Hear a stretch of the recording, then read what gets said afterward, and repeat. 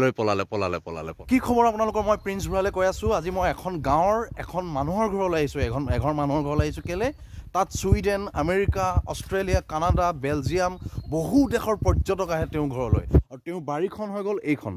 এইখন বাৰী আৰু এইখন বাৰীত কি থাকে জানেনে হলক গিবন অৰ্থাৎ হলৌ বান্দৰ গোটেই পৃথিৱীৰ পৰা যিটো হেৰাই যোৱা উপক্ৰম হৈছে এতিয়া বিলুপ্তপ্ৰায় পথত সেই হলক গিবন মই চাবৰ কাৰণে আহিছোঁ আৰু আপোনালোককো দেখুৱাম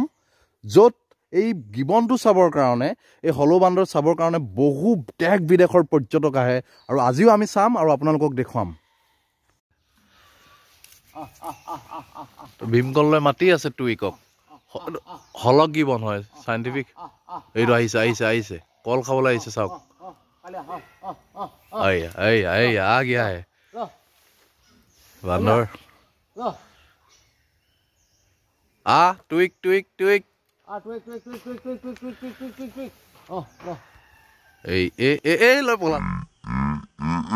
পলালে এইটো চাওক কল লৈ পলালে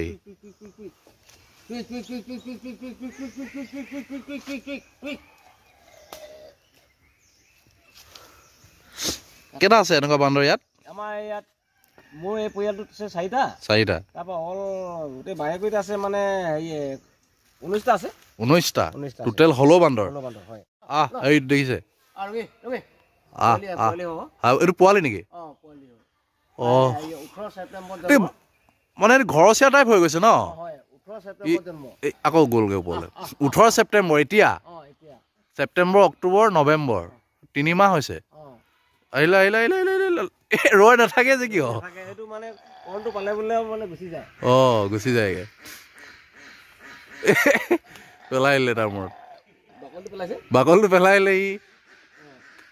চাওক না ইমান ধুনীয়া বান্দৰকেইটা হলক গিবন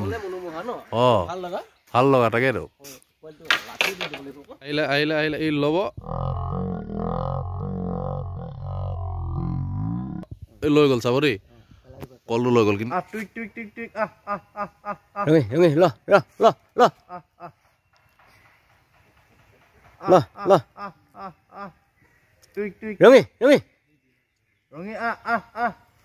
মই কল দিবলৈ মানে বান্দৰকেইটা কল দিবলৈ বিচাৰিছো দিয়ক মই ধৰি দিছো এজন দাদা তেওঁলোকক চাই থাকে মাতকচোন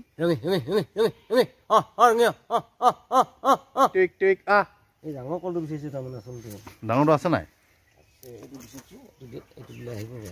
এইটো বিচাৰ বেছি মিঠা আছে টুইক সঁচাকে এই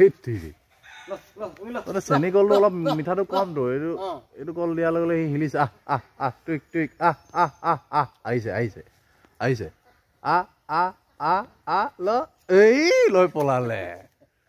মজা আছে দেই আপোনালোকে কৰ পৰ্যটক আহে ইয়ালৈ আপোনালোকৰ পৰা কৰ টুৰিষ্ট আহে ইয়াততো এনেকে পৰ্যটক আহে ইংলেণ্ড আমেৰিকা ছুইডেন আৰু বেলজিয়াম বাহিৰৰ দেশৰ আহিছে দেখুৱাইছে তেওঁলোকে যেতিয়া বিদেশৰ পৰ্যটকবোৰ আহে তেওঁলোকে এইবোৰ কিছুমান কথা লিখি থৈ যায় মানে ফিডবেক দি থৈ যায় আৰু আমাৰ বাহিৰৰ এইটো ইংলেণ্ডৰ ডেভিড এণ্ড ডট অক্সফৰ্ডৰ পৰা আহিছে thank you to all the villagers who helps find a hoolock gibbon for versus the gibbon was magnificent and so was kind of all the people acha edu oxford or পৰা মানুহ লিখি থৈ গৈছে আৰু এতিয়া আহিছিলে এতিয়া লগতে আহিছিলে ফ্ৰান্সৰ পৰা আহিছিল পৰ্যটক নাইস এৰিয়া নাইস পিপল বুলি লিখি থৈ গৈছে পেট্ৰাইজ ফ্ৰান্স কিবা নামটো ফ্ৰান্সৰ পৰা আহিছিলে বেছি দিন নাই হয় 17-11 আহিছে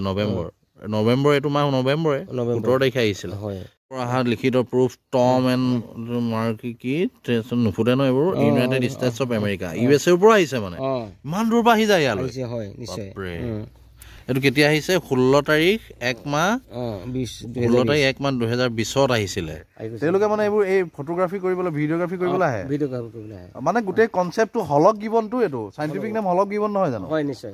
হলক গিবনটো গোটেই পৃথিৱীত এতিয়া প্ৰায় হেৰাই গৈছে বিলুপ্ত প্ৰায় সেই বস্তুটোকে তেওঁলোকে চাবলৈ আহে ন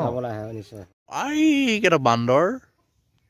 এই ভীমকলটো নিবলৈ আহিব আহ আহ আহ আহ আহ আহ আহ আহ আহ আহ আহ আহ আহ আহ এই আহিছে চাওক এই আহি আছে আহ আহ আহ আহ আহ তুই আহ আহ আহ আহ আহ কোলাত কেঁচুৱা আছে কলটো ল'ব চাব ধুনীয়াকে আহ আহ আহ আহ আহ আহ আহ আহ এই এই এই লৈ পলালে পলালে পলালে পলালে পলালে মজা আছে দেই বান্দৰ ল'লে এই ধৰ এই কেচ ধৰিবলৈ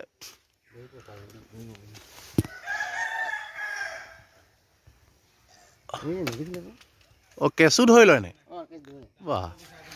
হে ডাঙৰ চাই আছে নাই পৰা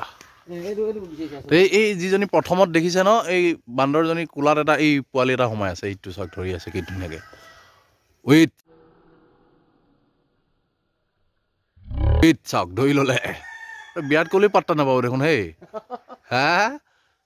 তেণ্ডুলকাৰ বিৰাট কোহলিক এটি ফেইল মৰাই দিব আপুনি কৈছিলে অলপ আগত যে এটা সময়ত আপোনালোকৰ গাঁৱত খুব মানুহে হলৌ বান্দৰ মাৰিছিলে বুলি কৈছে যিটো সময়ত জ্ঞান নাছিলে মানে মানুহে হলৌ বান্দৰ বিষয়ে জনা নাছিলে তেতিয়া মাৰিছিলে বুলি কৈছে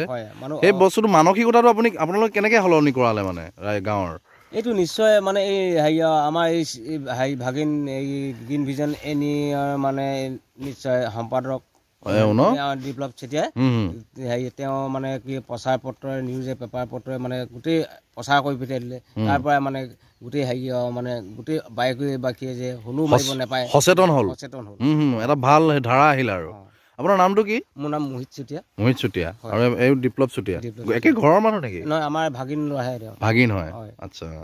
চাওক এই যিখন বাৰী যিটো বাৰেকুৰি অঞ্চল ইমান পপুলাৰ গোটেই ৱৰ্ল্ডত পপুলাৰ হৈ পৰিছে ন আমেৰিকা